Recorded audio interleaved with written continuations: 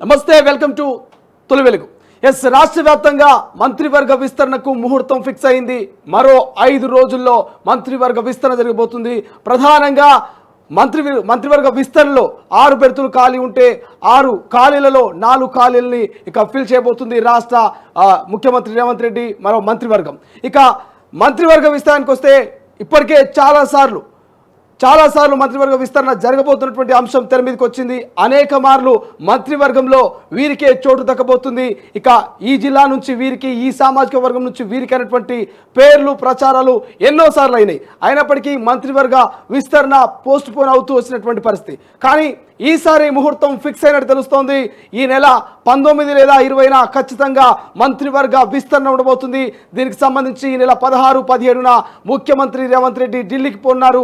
ఇప్పటికే అమెరికా పర్యటనలో బిజీగా ఉన్నటువంటి రేవంత్ రెడ్డి ఇవాళ సాయంత్రం లోపు హైదరాబాద్కు చేరుకున్నారు. రేపు 15 ఆగస్టు రోజు ఇక 2 లక్షల రూపాయల రుణమాఫీ కూడా ముహూర్తం పెట్టబోతున్నారు, శ్రీకారం చుట్టబోతున్నారు. ఇక 2 లక్షల రుణమాఫీని పూర్తి చేయబోతున్నారు, ఇచ్చిన మాటను నిలబెట్టుకోబోతున్నారు. సో ఈ నేపథ్యంలోనే ఇక ఈ 12-13 రోజుల అమెరికా పర్యటన తర్వాత రేవంత్ రెడ్డి రాక కొంత ఇక ప్రత్యేకంగా మారింది. రేవంత్ రెడ్డి వచ్చిన తర్వాత ఇటు పిసిసి చీఫ్ నియామకం కావచ్చు, నామినేటెడ్ పోస్టులు, మరోవైపు మంత్రివర్గ విస్తరణ, ఇలా అనేక అంశాల మీద రాష్ట్ర వ్యాప్తంగా చర్చ నడుస్తుంది. ఇటు కాంగ్రెస్ పార్టీ నాయకుల్లోనూ, తెలంగాణ ప్రజల్లోనూ, రాజకీయ విశ్లేషకుల్లోనూ మరి ఒక రకమైనటువంటి చర్చ నడుస్తుంది. మంత్రివర్గ విస్తరణలో ఎవరెవరికి అవకాశం రాబోతుంది, ఏ జిల్లా వారికి, ఏ సామాజిక వర్గానికి మంత్రివర్గ విస్తరణలో రేవంత్ రెడ్డి అవకాశం ఇవ్వబోతున్నారు, మరి పిసిసి చీఫ్గా ఎవరిని నియమించబోతున్నటువంటి ఉత్కంఠమైనటువంటి వాతావరణం నెలకొంది. ఈ నేపథ్యంలోనే ఈ అంశానికి కొంత ఈ నెల 19 లేదా 20న తెరపడే అవకాశం కనిపిస్తుంది. ప్రధానంగా మంత్రివర్గంలో 6గురికి అవకాశం ఉంది. 6గురిలో మొదటగా 4గురికి అవకాశం కల్పించబోతుంది ఈ రాష్ట్ర ప్రభుత్వం. అనంతరం ఒక 6 నెలల తర్వాత మిగతా 2కి కూడా మంత్రివర్గంలో అవకాశం కల్పించేందుకు ఇక రాష్ట్ర ముఖ్యమంత్రి రేవంత్ రెడ్డి ప్లాన్ చేస్తున్నట్టు తెలుస్తోంది. ప్రధానంగా ఇక మంత్రివర్గ విస్తరణలో ఆ నలుగురు ఎవరు అనేటువంటి చర్చ నడుస్తుంది. ఎవరికి వాళ్ళు మాకే మంత్రివర్గంలో చోటు దక్కబోతుంది, మాకే మంత్రివర్గంలో అవకాశం రాబోతున్నటువంటి ప్రచారము మీడియా, సోషల్ మీడియా వేదికగా వాట్సాప్ గ్రూపుల్లో ఇప్పటికే నేతలంతా మొదలుపెట్టిన పరిస్థితి. కానీ ప్రధానంగా ఒక 4 పేర్లు కాదు, 8 పేర్లు ప్రధానంగా అనిపిస్తున్నాయి. ఆ 8లో ఎవరో ఒక 4 మాత్రమే ఫైనల్ అవుతారు. ఆ 8 ఎవరు, ఆ ఫైనల్గా ఫైనల్ అయ్యే 4 ఎవరు, ఆ విషయాన్ని ఒకసారి డిస్కస్ చేద్దాం. సో దానికంటే ముందు గతంలో రేవంత్ రెడ్డి ఇచ్చినటువంటి మాట, అంటే పార్లమెంట్ ఎన్నికల్లో భాగంగా అందరికీ తెలిసిన విషయమే, భువనగిరి పార్లమెంట్కి సంబంధించి చామల కిరణ్ కుమార్ రెడ్డిని గెలిపిస్తే ఖచ్చితంగా మంత్రివర్గంలో ఈ యొక్క జిల్లా నుంచి అవకాశం రాబోతుంది ఒకరికైనటువంటి సంకేతం కావచ్చు. కోమటిరెడ్డి రాజగోపాల్ రెడ్డికి చెప్పకనే చెప్పిండు, ఖచ్చితంగా ఒకవేళ భువనగిరిలో చామలను గెలిపిస్తే మంత్రివర్గంలో చోటు దక్కే అవకాశం ఉన్నట్టు. మరోవైపు అందరికీ తెలుసు, మహబూబ్ నగర్ సంబంధించి ఇప్పటికే ఏదైతే వాకిటి శ్రీహరికి సంబంధించి కూడా ఖచ్చితంగా ఒక ముదిరాజు బిడ్డకు ఖచ్చితంగా మంత్రివర్గంలో చోటు దక్కే అవకాశం ఉంది. ముదిరాజులకు కూడా అవకాశం కల్పిస్తామంటూ ఏదైతే నీలమ్మధు ముదిరాజు విషయంలో నీలమ్మధును గెలిపిస్తే ఖచ్చితంగా ముదిరాజులకు కూడా మంత్రివర్గంలో చోటు దక్కే అవకాశం ఉన్నటువంటి మాటను రేవంత్ రెడ్డి ఇచ్చినటువంటి పరిస్థితి మనం చూస్తున్నాం. సో ఇట్లా గత పార్లమెంట్ ఎన్నికల్లో భాగంగానే మంత్రివర్గంలో ఎవరెవరికి చోటు దక్కే అవకాశం ఉంది, ఏ సామాజిక వర్గానికి మేము ప్రిఫరెన్స్ ఇవ్వబోతున్నాం అనేటువంటి అంశాన్ని రేవంత్ రెడ్డి చెప్పకనే చెప్పారు. ఇందులో ప్రధానంగా బీసీ కోటా విషయానికి వస్తే ఇక వాకిటి శ్రీహరి ముదిరాజుకు ఖచ్చితంగా మంత్రివర్గంలో చోటు దక్కే అవకాశం కనిపిస్తుంది. మరోవైపు ఇక ఉమ్మడి రంగారెడ్డి విషయానికి వస్తే ఉమ్మడి రంగారెడ్డి రెడ్డి సామాజిక వర్గానికి ఇస్తే మాత్రం ప్రధానంగా సీనియర్లు మల్లెడ్డి రంగారెడ్డికి మంత్రివర్గంలో చోటు దక్కే అవకాశం కనిపిస్తుంది. మరోవైపు పరిగి ఎమ్మెల్యే రామ్మోహన్ రెడ్డి కూడా సీరియస్గా ట్రై చేస్తున్నట్టు తెలుస్తోంది. సో ఉమ్మడి రంగారెడ్డి విషయంలో రెడ్డి సామాజిక వర్గానికి ఇస్తే ఇటు మల్లెడ్డి రంగారెడ్డి ఇబ్రహీంపట్నం ఎమ్మెల్యేకు ఖచ్చితంగా ఛాన్స్ ఉంది. ఇంకొంత ఫైట్ చేస్తున్నటువంటి రామ్మోహన్ రెడ్డి కూడా ట్రై చేస్తున్నాడు. కానీ మేబీ వస్తే మాత్రం మల్లెడ్డి రంగారెడ్డికే అవకాశం ఉన్నట్టు మనకు ప్రధానంగా తెలుస్తోంది. ఒకవేళ ఉమ్మడి రంగారెడ్డి నుంచి బీసీలకు అవకాశం వినిపిస్తే మాత్రం షాద్నగర్ ఎమ్మెల్యే వీర్లపల్లి శంకర్ మంత్రివర్గంలో అడుగుపెట్టే అవకాశం కనిపిస్తుంది. ఖచ్చితంగా ఒకవేళ బీసీ సామాజిక వర్గానికి ఇస్తే మాత్రము వీర్లపల్లి శంకర్కు ప్రధానంగా ఉమ్మడి రంగారెడ్డి నుంచి అవకాశం దక్కే ఛాన్స్ కనిపిస్తుంది. ఎందుకంటే ఎంబీసీకి సంబంధించినటువంటి నాయకులు, ఎంబీసీ సామాజిక వర్గానికి సంబంధించినటువంటి నాయకులు చాలా కింది స్థాయి నుంచి పైకి వచ్చినటువంటి వీర్లపల్లి శంకరు మంత్రివర్గంలో అడుగుపెట్టే అవకాశము ప్రధానంగా ఉమ్మడి రంగారెడ్డి నుంచి బీసీ సామాజిక వర్గం నుంచి అయితే ప్రధానంగా అనిపిస్తుంది. మరి ఒకవేళ బీసీ కోటాలో వీర్లపల్లి శంకరు షాద్నగర్ నియోజకవర్గ ఎమ్మెల్యేకి వచ్చే అవకాశం ఉందా, మరి రెడ్డి సామాజిక వర్గము మల్రెడ్డి రంగారెడ్డికి వచ్చే అవకాశం ఉందా చూడాల్సిన అవసరం ఉంది. కానీ ఎక్కువ మొత్తంలో ప్రధానంగా వినిపిస్తున్న పేరైతే రెడ్డి సామాజిక వర్గం అయితే ఖచ్చితంగా మల్రెడ్డి రంగారెడ్డికి, బీసీ సామాజిక వర్గం అయితే వీర్లపల్లి శంకర్కి వచ్చే అవకాశం ఉన్నట్టు కొంత సమాచారం అందుతుంది. ఇక నిజామాబాద్ విషయానికి వస్తే నిజామాబాద్లో ప్రధానంగా 2 పేర్లు వినిపిస్తున్నాయి. అందులో ఒకటి సుదర్శన్ రెడ్డి, ఇక మదన్ మోహన్ రావు వెలమ సామాజిక వర్గానికి చెందినటువంటి నాయకులు, ఇక సుదర్శన్ రెడ్డి రెడ్డి సామాజిక వర్గానికి చెందిన నాయకులు, మాజీ మంత్రి, ఇక సుదీర్ఘ అనుభవం రాజకీయాల్లో ఉన్నటువంటి వ్యక్తి. ఒకవేళ సుదర్శన్ రెడ్డికి పెద్ద ఎత్తున నిజామాబాద్ నుంచి అయితే అవకాశం ఉండే ఛాన్స్ కనిపిస్తుంది. మరోవైపు ఇక నిజామాబాద్ విషయానికి వస్తే ప్రస్తుతం ఎమ్మెల్సీగా వర్కింగ్ ప్రెసిడెంట్గా ఉన్నటువంటి మహేష్ కుమార్ గౌడ్ కూడా మంత్రివర్గంలో అవకాశాన్ని కల్పించవచ్చు అనేటువంటి ప్రచారం నడుస్తుంది. ఎందుకంటే మహేష్ కుమార్ గౌడ్ సీరియస్గా పీసీసీ ప్రెసిడెంట్ కావాలన్నటువంటి ఆ యొక్క కసరత్తు చేస్తూ ఉన్నాడు. ఇప్పటికే ఢిల్లీ పెద్దలతో మంతనాలు జరుపుతూ ఉన్నాడు. కాబట్టి పీసీసీ రేస్ నుంచి మహేష్ కుమార్ గౌడ్ను తప్పించాలి అంటే మంత్రివర్గంలో మహేష్ కుమార్ గౌడ్కి చోటు దక్కించాలి. ఒకవేళ మంత్రివర్గంలో మహేష్ కుమార్ గౌడ్కు అవకాశం దక్కితే ఇక్కడ పీసీసీ చీఫ్ పదవి చేజారే అవకాశం ఉంటుంది. నిజామాబాద్ నుంచి వెలమ సామాజిక వర్గమైనటువంటి మదన్ మోహన్ రావు, అదేవిధంగా రెడ్డి సామాజిక వర్గం సుదర్శన్ రెడ్డి, బీసీ సామాజిక వర్గము, ఇక మహేష్ కుమార్ గౌడ్, ఈ ముగ్గుట్లో ఖచ్చితంగా సుదర్శన్ రెడ్డి పేరు ప్రధానంగా వినిపిస్తుంది. ఒకవేళ మహేష్ కుమార్ గౌడ్ని పీసీసీ రేస్ నుంచి తప్పించాలంటే మాత్రం ఖచ్చితంగా మహేష్ కుమార్ గౌడ్కి మంత్రివర్గంలో నిజామాబాద్ నుంచి అవకాశం దక్కే పరిస్థితి మనకు కనిపిస్తుంది. ఇక దాంతోపాటు నిజామాబాద్ను పక్కన పెడితే ఉమ్మడి ఆదిలాబాద్ కావచ్చు, ఇక కరీంనగర్ విషయానికి వస్తే కూడా కరీంనగర్లో కూడా వేములవాడ ఎమ్మెల్యే ఆది శ్రీనివాస్కు అవకాశం దక్కే పరిస్థితి మనకు కనిపిస్తుంది మంత్రివర్గంలో.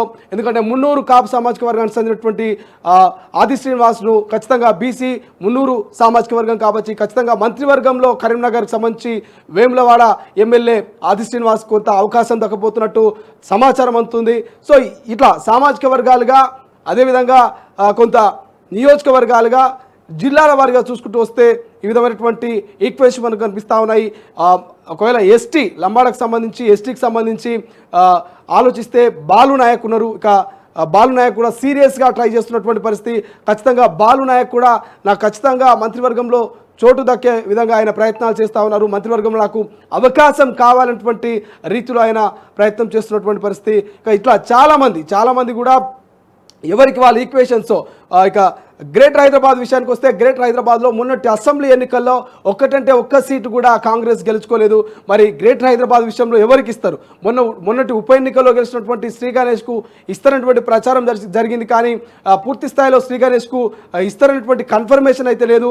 ఒకవేళ పార్టీ మారిన నేతలకు ఇస్తారేమో అనుకోవచ్చు. కానీ పార్టీ మారిన నేతలకు, అంటే బీఆర్ఎస్ నుంచి కాంగ్రెస్కి వచ్చినటువంటి నేతలకు ఎవరికి కూడా మంత్రివర్గంలో చోటు ఇచ్చే అవకాశం లేనటువంటి ప్రచారం జరుగుతోంది. కాబట్టి దానం లాంటి పార్టీ మారిన నేతలు కూడా గ్రేట్ హైదరాబాద్లో మంత్రివర్గంలో అవకాశం దక్కకపోవచ్చినటువంటి సమాచారం మనకు ప్రధానంగా అందుతున్నది.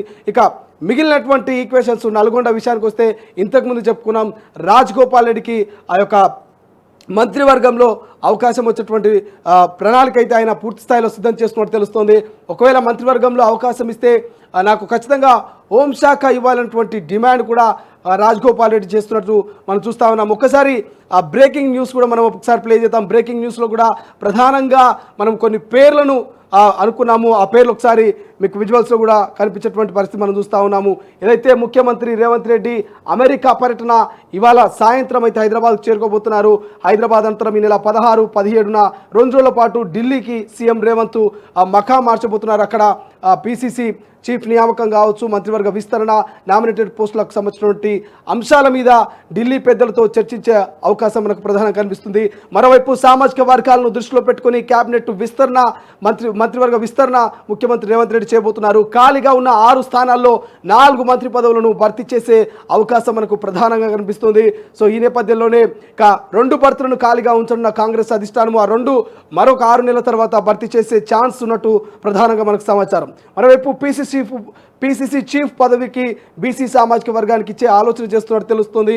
అందులో మధు యాష్కి గౌడ్, ఇక మహేష్ కుమార్ గౌడ్ ప్రధానంగా వీళ్ళు పోటీ పడుతున్నట్టు, మరోవైపు బలరాం నాయక్ కూడా ఖచ్చితంగా లంబాడ సామాజిక వర్గము గత స్వతంత్ర ఉద్యమం నాటి నుంచి కూడా లంబాడ సామాజిక వర్గానికి పీసీ చీఫ్ అవకాశం ఇవ్వలేదు కాబట్టి ఖచ్చితంగా ఇవ్వాలంటూ ఈ ముగ్గురు నేతలు ప్రధానంగా కసరత్తు చేస్తున్నారు. మరోవైపు ప్రచార కమిటీ చైర్మన్గా జగ్గారెడ్డికి ఇచ్చే అవకాశం కనిపిస్తుంది. ఇప్పుడు ప్రచార కమిటీ చైర్మన్గా మధు యాష్కి గౌడ్ ఉన్నాడు. ఒకవేళ మధు యాష్కి గౌడ్కి పీసీసీ చీఫ్ పదవి ఇస్తే ప్రచార కమిటీ చైర్మన్ పదవి ఖచ్చితంగా జగ్గారెడ్డికి ఇచ్చే అవకాశం కనిపిస్తుంది. ఇక మంత్రి పదవి రేసులో కోమటిరెడ్డి రాజగోపాల్ రెడ్డి, ఆది శ్రీనివాసులు, బీర్లా ఐలయ్య ప్రధానంగా ఆలేరు నియోజకవర్గానికి చెందినటువంటి వ్యక్తి, అదేవిధంగా శ్రీహరి ముదిరాజ్, ప్రేమ్ సాగర్ రావు, మల్రెడ్డి రంగారెడ్డి మనకు ప్రధానంగా కనిపిస్తూ ఉన్నారు. సో మనం చెప్పుకున్నాం ప్రేమ్ సాగర్ రావు కూడా ఆదిలాబాద్ విషయానికి వస్తే. ఇక సుదర్శన్ రెడ్డి నిజామాబాదు, బాలు నాయక్, మదన్ మోహన్ రావులు కూడా ప్రధానంగా మనకు వాళ్ళు మంత్రివర్గంలో ఛాన్స్ కోసము వెయిట్ చేస్తున్నటువంటి పరిస్థితి. స్థానిక సంస్థల ఎన్నికలకు ముందే, ఎన్నికల తర్వాత కార్పొరేషన్ పదవుల భర్తీ ఉండే అవకాశం కనిపిస్తుంది. సో ఈ నేపథ్యంలో మీ అందరూ చూశారు. ఆదిలాబాద్ విషయానికి వస్తే ప్రేమ్ సాగర్ రావు కూడా అవకాశం వచ్చినట్టు మనకు స్పష్టంగా తెలుస్తుంది. ఎందుకంటే ప్రేమ్ సాగర్ రావు కూడా సీరియస్గా ట్రై చేస్తున్నారు. ఖచ్చితంగా ఆయన ఇక ప్రేమ్ సాగర్ రావు అండ్ దీంతోపాటు ఆది శ్రీనివాసు, ఇక బీర్లా ఐలయ్య ఆలేరు నియోజకవర్గానికి చెందినటువంటి ఎమ్మెల్యే, ప్రస్తుతము ప్రభుత్వ విప్గా పనిచేస్తూ ఉన్నారు. చాలా రోజుల నుంచి కూడా ఆయన ఖచ్చితంగా గొల్లకుర్మ సామాజిక వర్గము ఖచ్చితంగా మంత్రివర్గంలో వారికి అవకాశం కల్పించాలి.